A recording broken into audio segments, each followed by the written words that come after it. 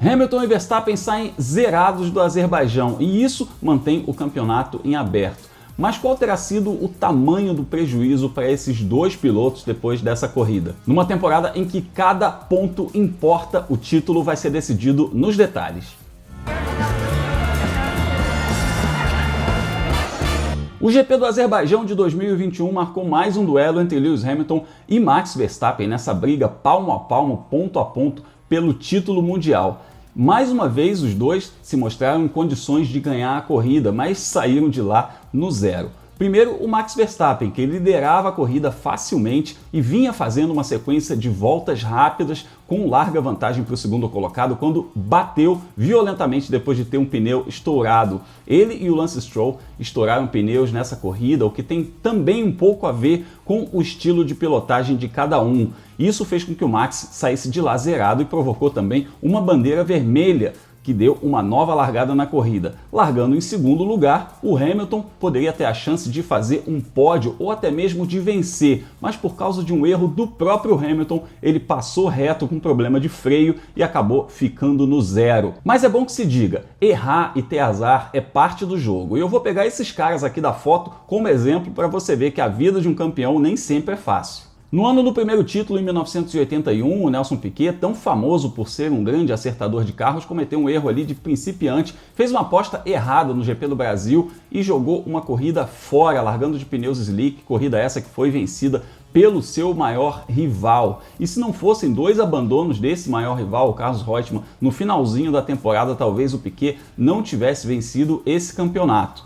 Falando na vitória de bandeja, em 1988, o ano do primeiro título do Ayrton Senna também foi marcado por um erro do piloto brasileiro quando tinha em Mônaco mais de 50 segundos de vantagem para o Alain Prost e bateu sozinho, entregando de bandeja a vitória para o francês. O Ayrton conseguiu ser campeão naquele ano com uma vitória a mais que o Prost, mas esse susto aí colocou um pouco em dúvida o campeonato dele. E o Prost, que tinha essa fama de professor ao longo da carreira dele, também cometeu lá os seus erros. No comecinho da carreira, disputando com o Piquet em 1983, um campeonato, ele errou bizonhamente, saiu da pista e ficou fora da disputa desse título de 83. Já em 1991, já tricampeão, já consagrado, ele rodou na volta de apresentação no GP de Imola, em frente à torcida da Ferrari, ficando por ali mesmo, abandonando a corrida antes mesmo da largada. Então, a gente vê que esses três campeões, esses três caras que fizeram o seu nome, sua história como grandes lendas do esporte, também tiveram seus dias bons e seus dias ruins. E o Mansell, bom, o Mansell errou até dizer chega, né? Mas também foi campeão. Só que de vez em quando um dia ruim faz muita diferença. Esse campeonato de 2021 me lembra muito o de 2008, que foi disputado pelo Lewis Hamilton e pelo Felipe Massa e também foi riquíssimo em detalhes e também em alguns erros. Todo mundo lembra daquela história da mangueira da Ferrari, que a Ferrari deixou o Felipe Massa sair do box com a mangueira de reabastecimento agarrada no carro, né? Também lembrou muito da quebra na Hungria, em que o Massa venceria aquela corrida e a 2 voltas do final o carro quebrou. Mas o Massa também cometeu 2 erros em momentos cruciais, pelo menos 2 erros cruciais ao longo da temporada. O Lewis Hamilton também errou muito naquele ano, mas a McLaren errou menos do que a Ferrari e isso fez a diferença no fim do ano, né? Tanto que o Hamilton chegou com uma certa vantagem no GP do Brasil na decisão do campeonato e só ganhou o título por 1 ponto, um pontinho. Ô Glock, um pontinho, Glock, uma posiçãozinha. Voltando para 2021, a gente fala dessa briga atual que por enquanto tem 6 rounds. A gente só teve 6 corridas disputadas e a gente já viu os dois lados errando pra caramba. Tudo começou lá no Bahrein, quando Max passou do limite de pista e perdeu a chance de ganhar a corrida. O Hamilton e a Mercedes ganharam numa pista em que, em tese, a Red Bull era a favorita. Na Emília-Romanha, a Red Bull mais uma vez favorita, o Max Verstappen ganhou até com certa facilidade e o Lewis Hamilton contou também com a sorte, porque ele errou sozinho, passando um retardatário, atolou na brita, teve que voltar de ré e acabou ganhando pontos preciosos aí, porque houve uma relargada depois da batida do Bottas com o George Russell. Na Espanha, a Mercedes virou o jogo, deu um nó tático ali na Red Bull. A Red Bull realmente errou no sentido da estratégia de não ter lido o fim de semana como a Mercedes fez, mas o Verstappen também errou no momento em que ele entrou no box sem avisar a equipe e isso custou também alguns segundos dentro do trabalho de pit stop. Já em Mônaco, quem errou na estratégia foi a Mercedes, né? O Hamilton não se acertou no Qualify também, ele não fez um grande final de semana, mas a Mercedes poderia ter minimizado um pouco esse problema com o Lewis Hamilton, fazendo uma estratégia melhor para o Lewis Hamilton ganhar algumas posições. E na verdade a Mercedes fez exatamente o contrário, deixou o Lewis Hamilton economizando pneus em Mônaco, numa condição muito mais lenta que os rivais, e depois colocou um pneu duro, que era um pneu mais lento, e isso fez com que o Hamilton ainda perdesse posição para o Vettel e para o Gasly na corrida, o que foi inadmissível. O Hamilton inclusive ficou até nervoso no rádio, porque são pontos ali numa corrida em que o rival estava vencendo, que seriam muito importantes. E aí a gente vê, né, um campeonato que tem previsão de mais de 20 corridas, até agora nós só tivemos 6, e nessas 6 corridas os dois lados já erraram bastante, tanto individualmente quanto coletivamente, o que promete um campeonato aí super disputado.